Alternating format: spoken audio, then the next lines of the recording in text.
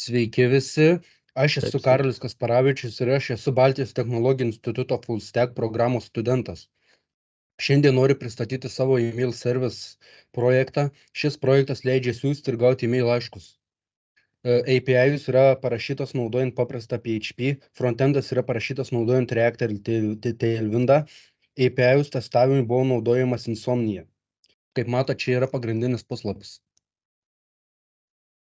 Galim pabandyti užsiregistruoti.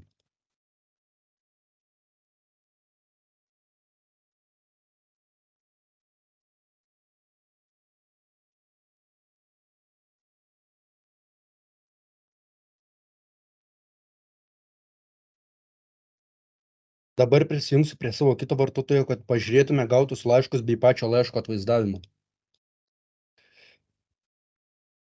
Čia galime siųsti laiškus. Čia yra dashboardas, kurio pagalba galim lengvai vaikščioti po savo gautas ir išsiųstas žinutes.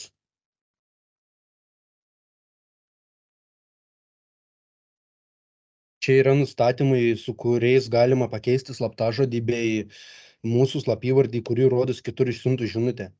Frontende yra padarytos formos validacijos, taip pat yra alertai, kurių rodymo laikas yra apskaičiuotas pagal teksto ilgį. Taip pat yra progress baras, kuris rodo, kada alertas dings.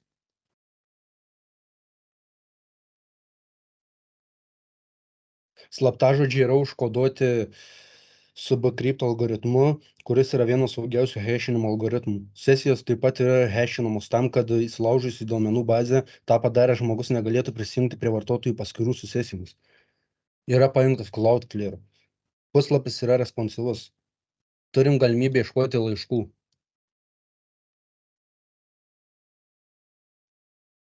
Emailo atvaizdavimas yra įdėtas į blobų ir atvaizduojamas per iframe. Ant iframe yra uždėtas sandbox atributas, kuris neleidžia įvykdyti skriptų ir tai preventina XS ataką. Ateityje planuoju projektą perrašyti ant kitos programavimo kalbos bei pridėti papildomų funkcionalumų. Kviečiu jūs užeiti į puslapį bei pasižiūrėti patiems. Ačiū už dėmesį.